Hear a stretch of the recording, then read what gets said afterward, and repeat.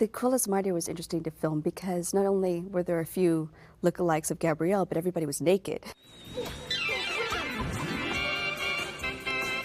Somehow we were all talked into wearing pasties and white biker shorts.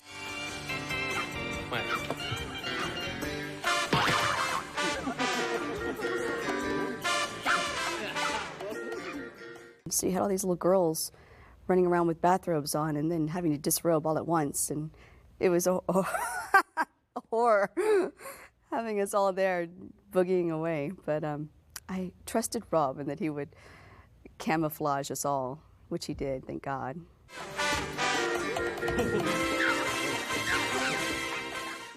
They got body doubles to look.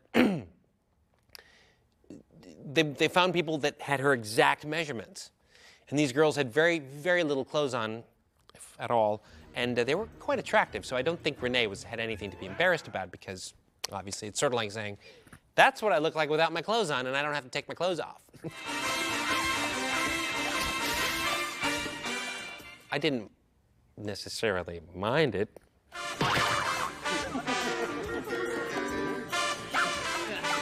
I think part of Renee's anxiety about her nude scenes was that we did a wide shot one day, and in that shot I made the doubles run off the little parapet they were standing on and run past the camera, and I knew that I would only ever use the bit where they start to leave. I'd never use them running past the camera.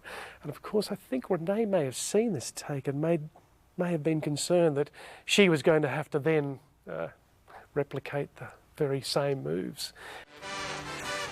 Okay. And that was my first experience having to shed some modesty in front of the crew. I was up on a stage dancing very little, and I just remember the man who was in charge of the grip department just going, "What has happened? What has happened to Gabrielle?" But no, that was fun. And then that was it from then on out.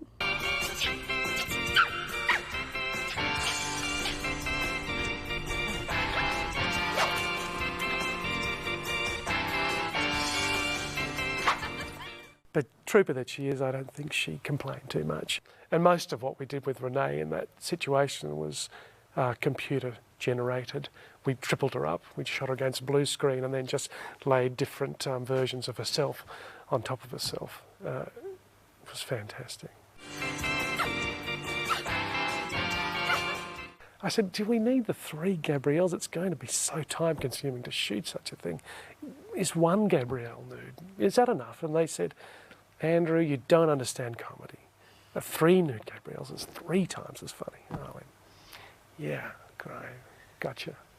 So, thank you, America, for teaching us to be funny. That was so goofy.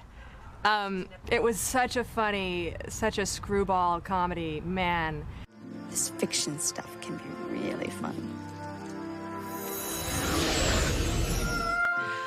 Oh yeah, a lot of fun. How fun to play a goddess who's losing it, you know? It was great. And it's fun to like get dirty and not have to look perfect all the time. Whoa. What? Alex. Alex is wonderful because she's this very intelligent woman, but she managed to bring a bit of charm to the dits, you know? All right. Poetry. And if that doesn't work, presents. And, you know, Aphrodite, when I read that script, she wasn't quite so stinky as she ended up in the final version. Hi there, big boy. Call me when you've had a bath, Toots. I remember the director just sort of like, you know, kind of quietly avoiding me and telling the other actors, like, hold your noses when you're around Alex and stuff like that. You follow Xena around. You follow Xena around all day. She made the character Aphrodite lovable and endearing, where she could have been just a California, you know, bimbo or something. I hate to be the one to break up like a major love fest, but look at me! I'm not built to be mortal! I did work with Alex Tidings. She's an interesting one. She's funny. She's very very disarming girl because she's very talented, but she's also very, very attractive, and those two often don't go together in this business. And in life, they don't, because, of course, if you're very attractive, you don't need to develop your mind. You get the things you want because your looks. And Alex Tidings, I would say she was a delight to work with, always helpful. Such a character, such a fluffy sort of number that she had to keep pulling off for an extremely intelligent, lovely person. I'm always open for business.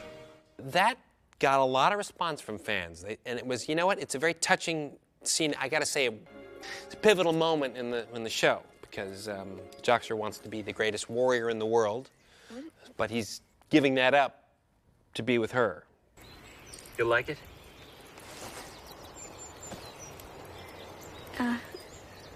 It's beautiful.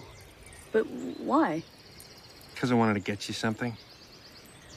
You know, just to say sorry for the 3 naked yous and everything. Yes, I was working with the late Kevin Smith in that episode. He was an actor who was one of the funniest guys, you know, that I ever met. Yes, the late, great Kevin Smith was, I don't know of any director that wouldn't love to have Kevin Smith as part of their acting ensemble. He was extraordinary. Aries. God of War! He and I used to do dueling Ronald Reagan impersonations. He'd start it off by going, well, what day is it? And I'd say, hey, I don't know, who are you? I'm Ronald Reagan. I'm Ronald Reagan, you nitwit. He's the sort of guy that was charming, could sing and dance, could act, could tell jokes, could drink like a fish. Was just a delightful man to work with.